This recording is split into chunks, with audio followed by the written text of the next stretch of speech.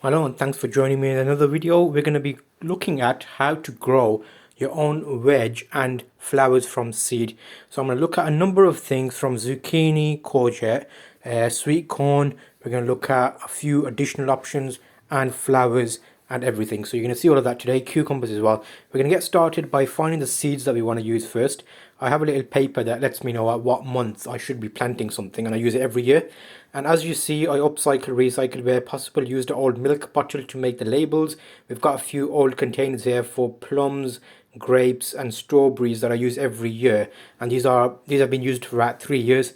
I normally double them up if they get a bit loose, so I'm adding in some homemade compost in the bottom and then I'm watering it. The main key thing here is to have enough water in the compost before you plant the seeds. So if the compost is nice and moist, then you're less likely to have the seeds float away, or the water just goes straight through and not actually stay in the compost. So you'll see I've got a little tray underneath there, and when I've watered them I use the base of another pot just to kind of push it down to get it a nice firm base. This is the bottom layer of actual compost. I will be using seeding compost, like it's not specifically seeding compost, it's just bagged compost. You can see I'm putting that on top here, and this way it helps because the seed has a finer mixture depending on how big your seed is. I've got a few today that will be slightly small, like sweet pea, flowers and things like that. So let's start with the actual items. What we're going to start with? Well, let's do sweet corn first. It's slightly early in the UK. We are in a UK urban city garden, and there's no scientific way of doing this. All I'm doing is labeling and putting it per pot, and I'm going to put in my seeds. So I've been doing this for a number of years. If you check back on the channel, you'll see each year the videos that I do and slowly give you an update. Today we're doing beetroot, sweet corn, zucchini. Let me see if I can remember what else we're going to try and do today. Cucumber.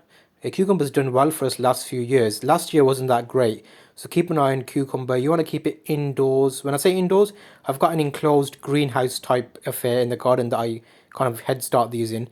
They're all being grown in containers, and then once they're grown up, we put them outdoors.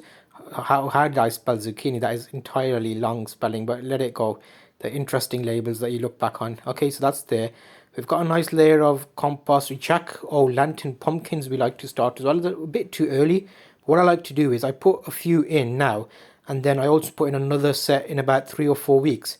That way we've got a couple of backup options. If this one doesn't do well, we've got the second option. If the second one doesn't do well, we've got the first option. And flowers wise, you want pollinators to come into your garden, so try and use good flowers. I use sweet pea, great smelling flowers, as well as a few of the nastranium, I can never say that word properly, nastranium, that thing. And I've got a few different colors of sweet pea. So we will be putting these on. These are home saved seeds from last season. So these are all my own garden seeds. Here it is, Nastra, I can't even spell it. But yeah, we're getting there slowly. We're going to start the nice season off and hope that this is the last frost date in my area. And the main thing here you'll see is as I put the compost in, I put the homemade compost and then a bit of the shop bought compost, and I'm watering again. And you'll see I'm using a pot just to like not let all the compost fly out. So this is a second soaking after we made the labels, just so we've got a nice soaking here, and the tray underneath holds the water as well, so it's making sure that we've got enough moisture here, because ideally I don't want to water these again until they start showing leaves.